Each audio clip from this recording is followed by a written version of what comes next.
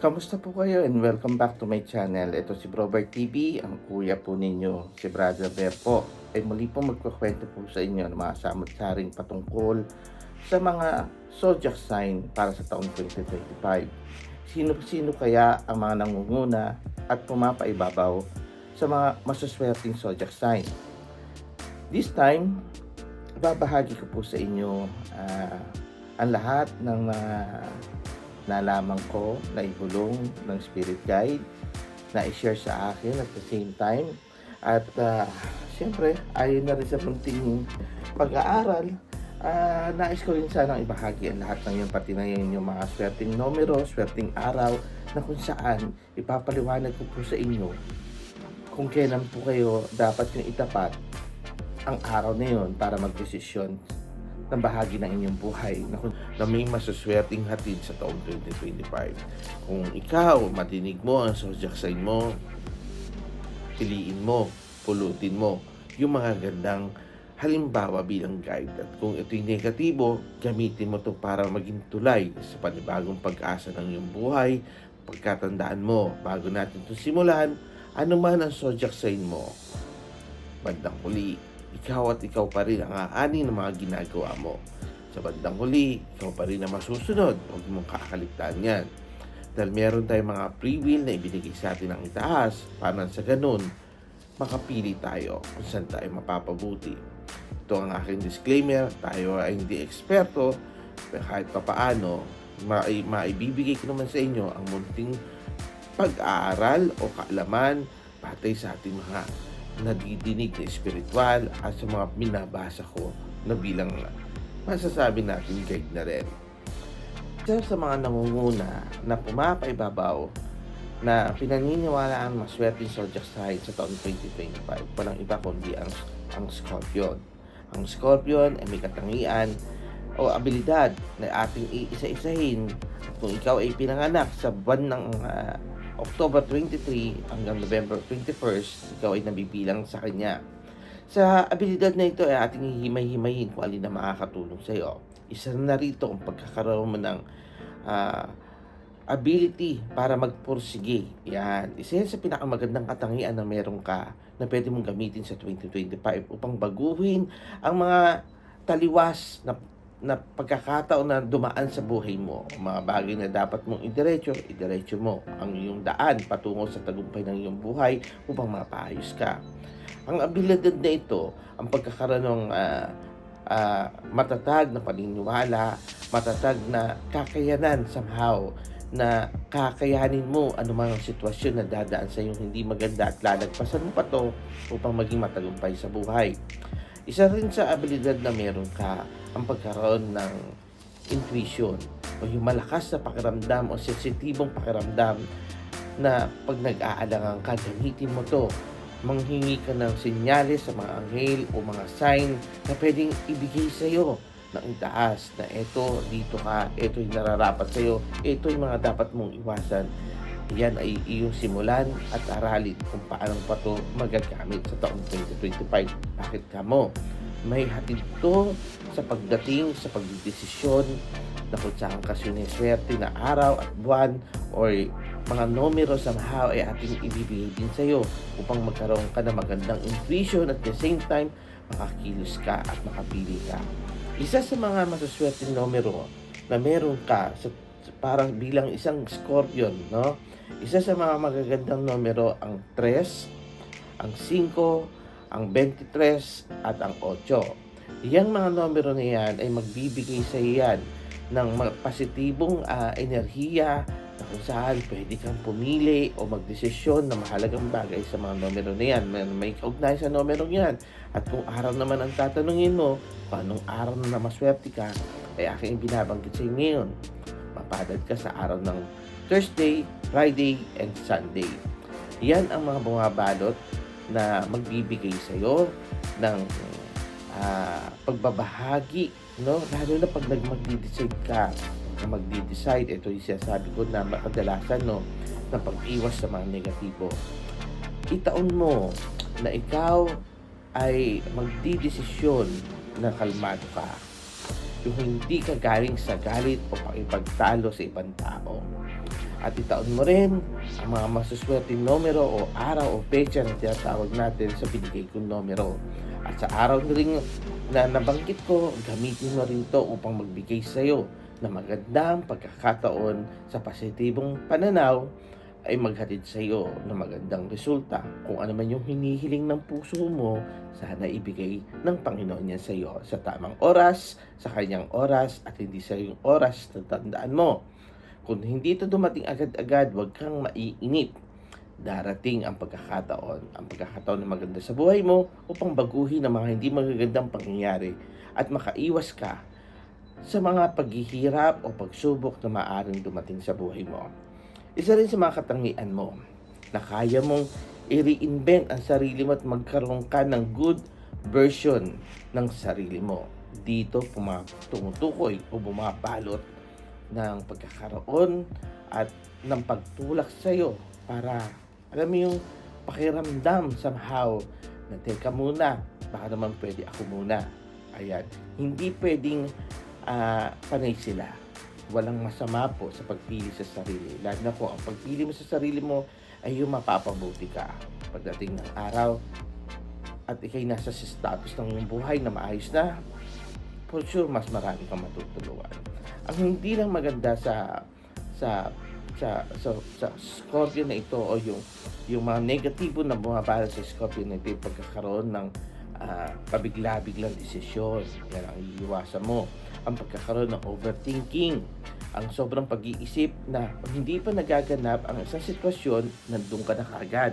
Pinangungunahan mo na kagad ang yung sitwasyon na maaaring dumating sa iyo. Tandaan mo, dito rin pumabalot at pumapasok ang usaping good karma and bad karma. Sa iyo, bilang Scorpion, napakalaking pagkakataon na magkaroon ka, no, ng ganitong klaseng abilidad na ma-recognize mo yung good karma. Teka, blessing ko, akin na to.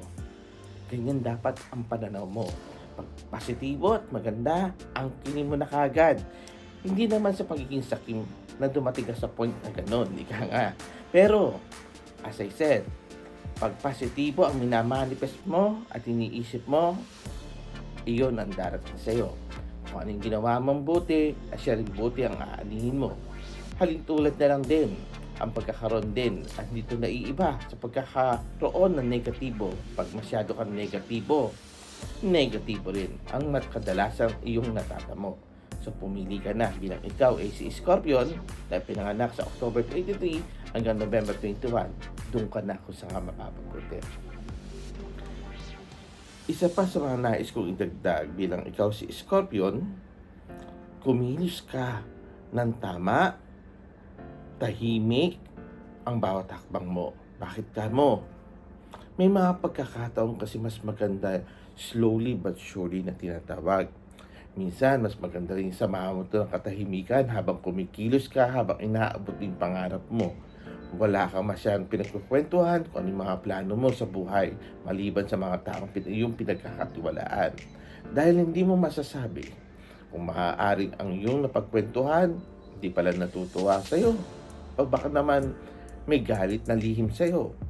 Paano na yan? Kung naibunyag mo yung mga plano mo, baka sila mismo ang siyang humadlang o manalangin na hindi maganda para hindi ito matuloy. Kaya maging maingat ka sa mga plano mo sa buhay at magdesisyon ka ng kalmado at tiyak ang mga hakbang mo paniguradong tagumpay kasa't kumilos ka at ang awa ibibigay sa ng Panginoon.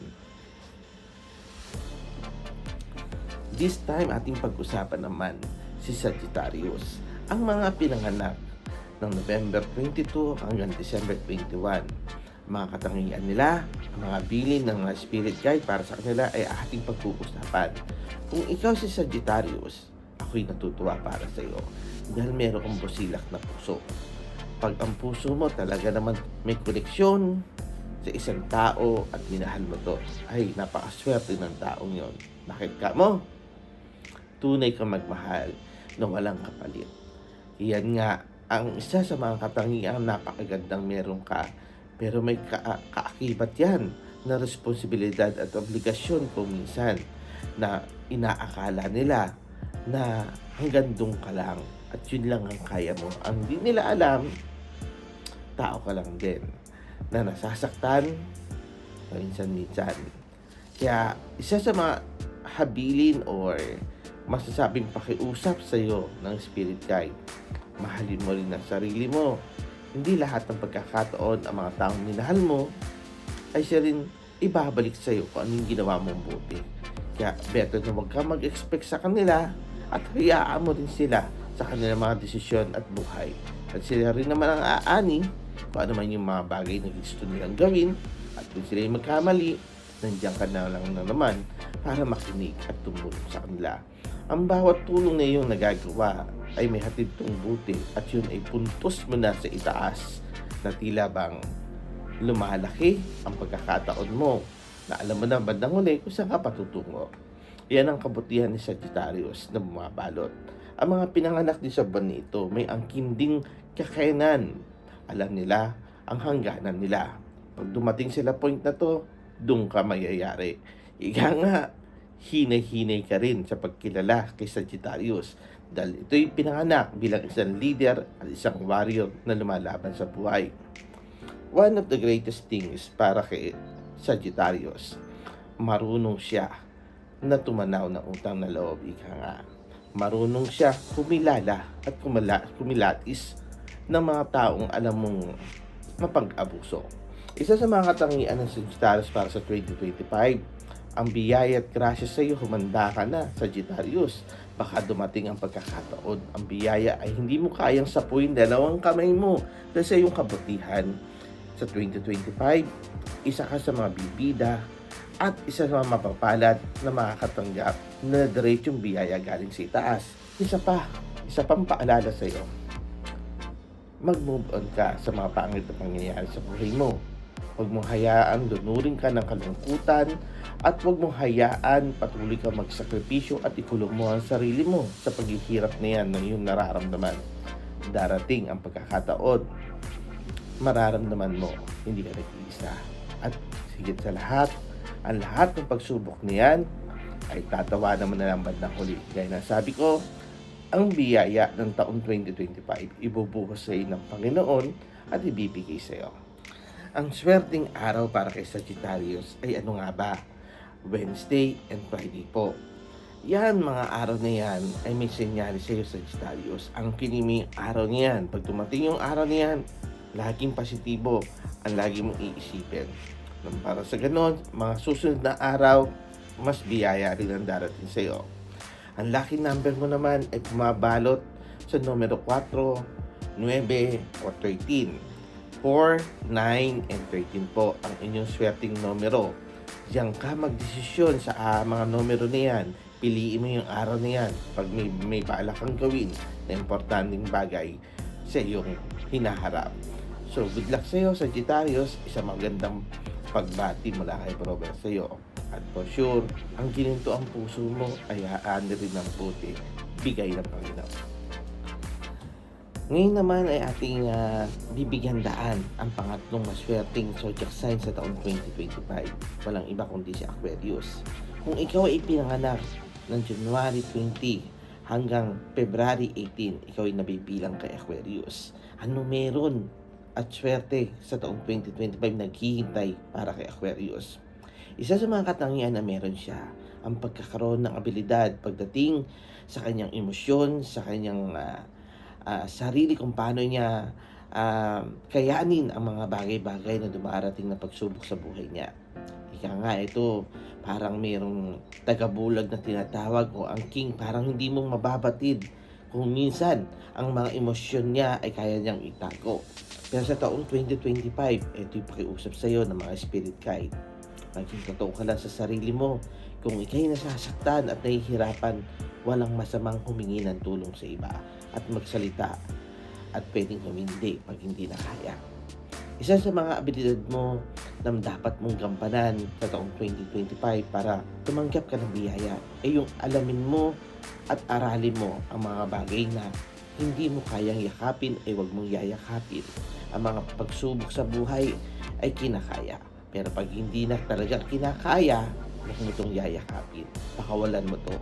Baka pagdating ng araw, ma-realize mo, yung pinakawalan mong paghihirap na yan, yun pala, ang siyang sadyang nakalaan sa'yo para mapabuti ka. Isa sa mga bagay na maaari nating masasabi na ikaw ay kailangang maganda sa 2025 dahil may binibigay sa iyo ang spirit guide at yun ang pagkakataon para ayusin ang iyong sarili para mapabuti ka. Ang iyong financial growth, ang mga binabalak mong plano, mauuwi yan sa isang matatag at magandang resulta o outcome. Pag talaga naman magpursige ka lang at talagang diretso ang mga plano na yan at hindi ka manghihinayang ika nga. So, ang bawat failure mo, success yan pagdating ng araw. Yan ang katumbas sa mga pagsubok dahil matututo ka sa mga pinagdaanan mo. At yan ang sakripisyo na nakabalit dyan. Pero ang sakripisyo niyan, may magandang hatid para sa iyo sa 2025. Kasi sa taon 2025, isa sa katangian mo na ibabato sa iyo ng mga spirit guide, ang ituturo sa iyo ay yung pagkakaroon na madali mong ma-adapt ang isang sitwasyon. At pag naaral mo to, na parang hindi mo na masyadong pinapansin-pansin kung ano may mabigat, let it go. Kumbaga, leave it to God. At lagi mong pagkakatandaan, ika nga, ito isang magic word na God will provide sa lahat ng pangangailangan mo. Darating yan na lahat ng solusyon ibibigay sa iyo.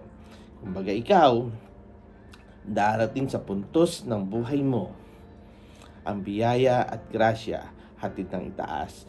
Ang success, lagi yan nasa iyong mga kamay nakasalalay.